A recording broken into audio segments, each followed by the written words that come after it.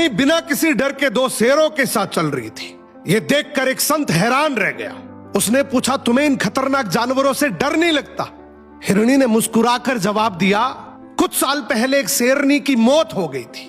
उसके दो छोटे छोटे बच्चे भूखे प्यासे इधर उधर भटक रहे थे। मुझे उन पर दया आई और मैंने उन्हें अपने बच्चों की तरह दूध पिलाया। अब वो दोनों बड़े हो गए और पूरे जंगल में ये ऐलान हो चुका है कि कोई भी हमारी माँ को बुरी नजर से ना देखे। ये बात पास के पेड़ पर बैठा एक तोता सुन रहा था। उसने सोचा, काश मैं भी कुछ ऐसा करता जिससे लोग मेरी भी इज्जत करते। तभी उसकी नजर जमीन पर पड़े घायल सांप पर पड़ी। तोता तुरंत नीचे उतरा और सांप के पेट से कांटा निकाला और उसकी मदद करने लगा। लेकिन जैसे ही सांप थोड़ा ठीक हुआ, उसने पलटकर तोते को जोर से डंक मारा। संत ने घायल तोते को देखा और पूछा, तुमने अपने साथ ये क्या कर लिया? तोता बोला, मैं हिरणी की अच्छाई से प्रेरित होकर हिरणी बिना किसी डर के दो शेरों के साथ चल रही थी।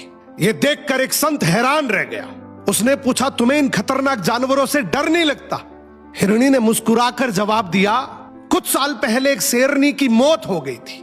उसके दो छोटे छोटे बच्चे भूखे प्यासे इधर उधर भटक रहे थे। मुझे उन पर दया आई और मैंने उन्हें अपने बच्चों की तरह दूध पिलाया। अब वो दोनों बड़े हो गए और पूरे जंगल में ये ऐलान हो चुका है कि कोई भी हमारी माँ को बुरी नजर से ना देखे।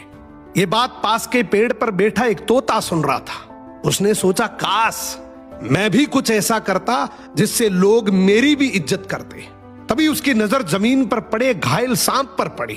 तोता तुरंत नीचे उतरा और सांप के पेट से कांटा निकाला और उसकी मदद करने लगा। लेकिन जैसे ही सांप थोड़ा ठीक हुआ, उसने पलटकर तोते को जोर से डंक मारा। संत ने घायल तोते को देखा और पूछा, तुमने अपने साथ ये क्या कर लिया?